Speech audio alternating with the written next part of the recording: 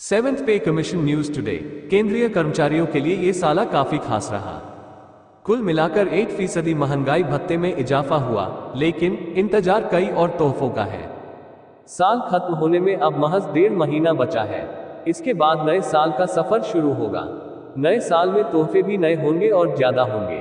अक्टूबर में हुए डीए में इजाफे के बाद अब कर्मचारियों का महंगाई भत्ता नए साल में रिवाइज होगा, लेकिन उसके साथ ट्रेवल अलाउंस ता एचआरए में भी बढ़ोतरी संभव है।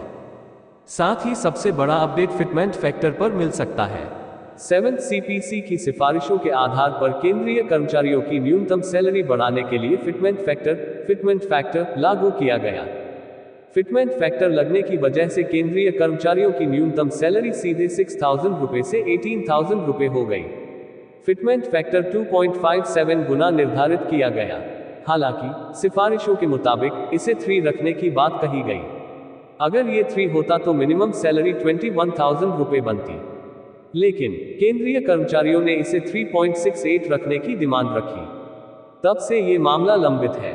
कई साल बीतने के बाद भी फिटमेंट फैक्टर में कोई बदलाव नहीं हुआ, लेकिन अब अच्छी खबर आ रही है, बढ़ सकता है फिटमेंट फैक्टर।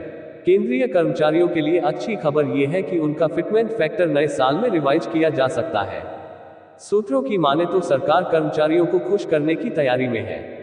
ऐसे में उनका फिटमेंट 2.57 गुना से बढ़ाकर 3 गुना किया जा सकता है।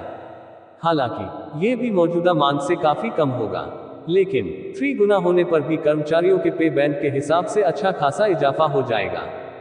क्या होता है फिटमेंट फैक्टर? 7 वेतन आयोग की सिफारिशों के मुताबिक फिटमेंट फैक्टर 2.57 गुना है। केंद्रीय कर्मचारियों की सैलरी तय करते समय भत्तों के अलावा जैसे महंगाई भत्ता, डीए, यात्रा भत्ता, ता, हाउस रेंट अलाउंट, एचआरए वगैरह।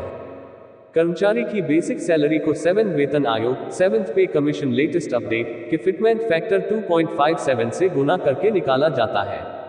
उदाहरण के तौर पर अगर किसी केंद्रीय कर्मचारी की बेसिक सैलरी 18,000 रुपए है, तो भत्तों को छोड़कर उसकी सैलरी होगी 18,000 x 2.57 = 46,260 रुपए। अगर इसी को 3 मान लिया जाए तो सैलरी होगी 21,000 x 3 = 63,000 रुपए। कर्मचारियों को इसमें बम्पर फायदा मिलेगा। भत्तों की कैलकुलेशन।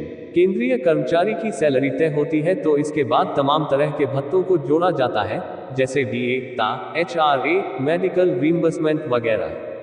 डीए में बढ़ोतरी के बाद ता उसी आधार पर बढ़ाया जाता है। डीए में बढ़ोतरी ता से भी लिंक्ड है। इसी तरह एचआरए और मेडिकल रीइंबर्समेंट भी तय हो जाता है। जब सारे भत्ते कैलकुलेट हो जाते हैं तब केंद्रीय कर्मचारी की मासिक सीटीसी तय होती है। पीएफ, ग्रेच्युटी का योगदान। सभी तरह के भत्ते और सैलरी फाइनल होने के बाद अब बात आती है मासिक प्रोविडेंट फंड पीएफ और ग्रेच्युटी योगदान की। पीएफ और ग्रेच्युटी योगदान बेसिक सैलरी और डीए से लिंक होता है। केंद्रीय कर्मचारी का पीएफ और ग्रेच्युटी उसके फॉर्मूले से तय होता है। जब सारे भत्ते और कटौतियां सीटीसी से हो जाती हैं तब केंद्रीय कर्मचारी की टेक होम सैलरी तय होती है।